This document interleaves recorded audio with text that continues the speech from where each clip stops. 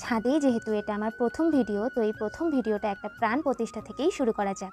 কিছুদিন আগেই আমি একটা ভিডিওতে দেখিয়েছিলাম যে নিচে থেকে মাটি এনে ছাদে শোকাতে দিয়েছিলাম, যাতে মাটির মধ্যে কোনো পোকামাকড় থাকলে সেটা যাতে চলে যায়। আজকে আমার পাশের বাড়ির কাকি আমাকে একটা অ্যালোভেরার চারা দিল লাগানোর জন্য, আর দুটো চারা আমার একটা বান্ধবী এসে দিয়ে গেল, কারণ আমি ওকে অনেকদিন ধরে বলছিলাম একটা অ্যালোভেরার চারা খুঁজে দে। এতগুলো অ্যালোভেরা চারা দেখে তো আমার দিল গার্ডেন গার্ডেন হয়ে গিয়েছিল।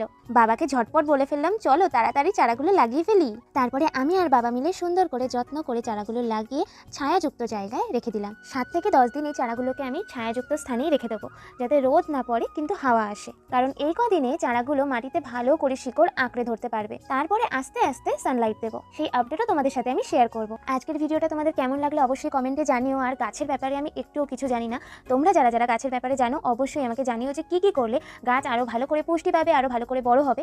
দেখা হবে নেক্সট ভিডিওতে। চ্যানেলে নতুন হলে সাবস্ক্রাইব করে দিয়ে যেও। সবাই ভালো থেকো, টাটা।